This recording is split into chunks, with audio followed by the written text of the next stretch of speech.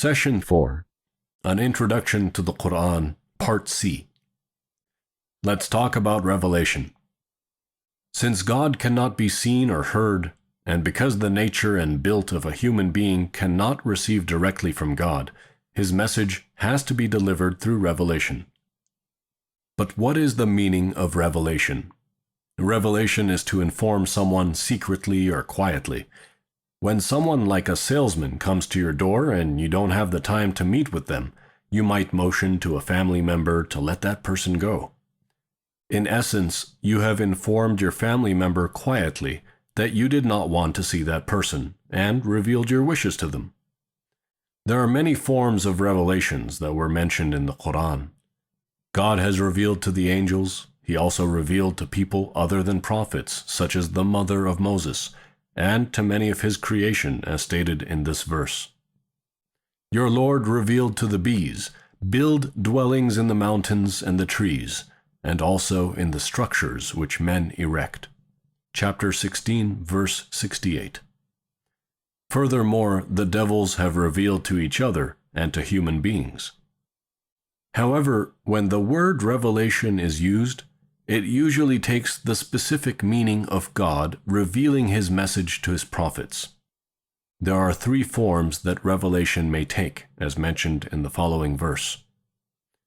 It is not fitting for a man that God should speak to him except by inspiration, or from behind a veil, or by the sending of a messenger to reveal, with God's permission, what God wills, for he is most high, most wise.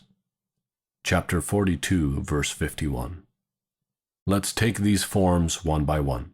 First, inspiration. When God inspires someone, he throws the idea into the person's heart. The person would then act on it. However, as we know, there are many ideas that pop into one's head, or are felt in one's heart. How do we know which one of them is true revelation? When true inspiration comes from God to a person, the person finds him or herself completely content and at peace with that thought.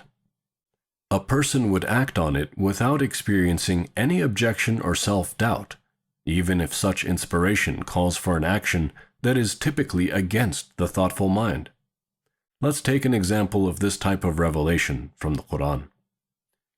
We revealed to Moses' mother, suckle him, and then when you fear for him, cast him into the sea. Do not fear or grieve.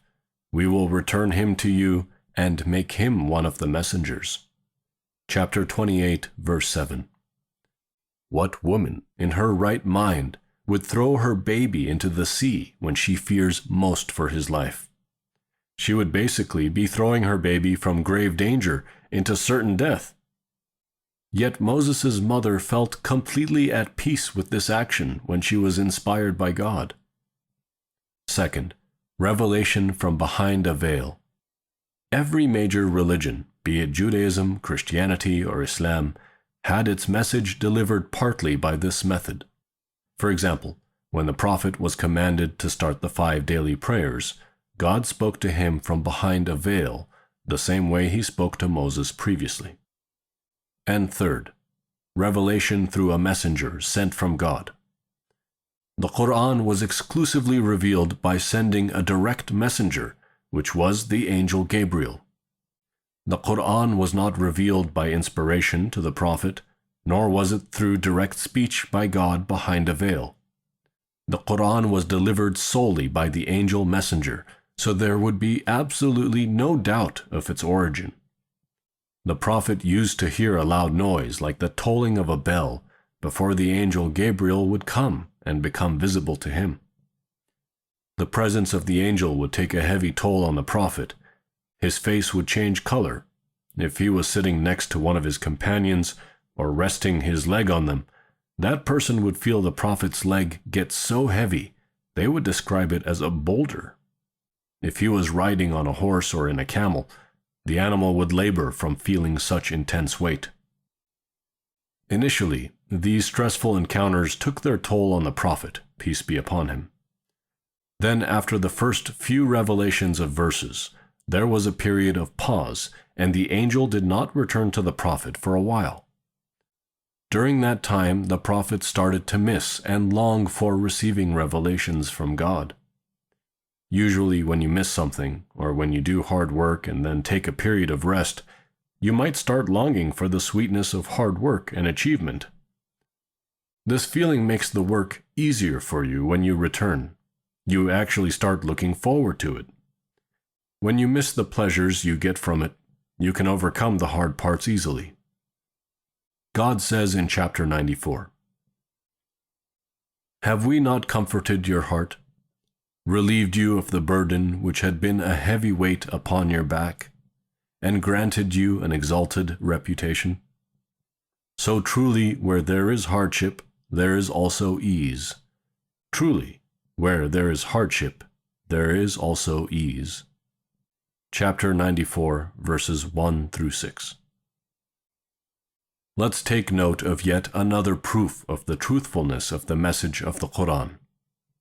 At times, the Prophet would receive a long chapter from the Quran in one meeting with the angel Gabriel.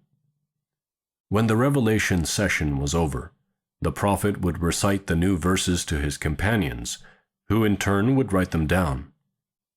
The new verses may be long and may take 30 minutes or an hour to recite as the companions wrote them down. And then when the time for the next prayer comes, the Prophet would recite the same verses verbatim as he led the prayers. Any one of us can speak for 30 minutes to an hour and ask others to record our speech. However, none can repeat their speech word for word and letter for letter an hour later. The fact that the Prophet used to do exactly that is evidence that this was revealed to him and ingrained into his memory through a higher power. There are verses of the Quran which are very similar to each other. There are even a few verses that differ by one letter only, which makes it clear that the Prophet was not reciting casual speech or conveying a general meaning. He recited and repeated verses that were very specific and very difficult to memorize. It is not a matter of routine and not a specific style in writing. The Prophet had nothing to do with it. It is simply an issue of revelation as mentioned in the Quran. And neither does he speak out of his own desire. The Quran is nothing less than a revelation that is sent to him. Chapter 53, verses 3 through 4.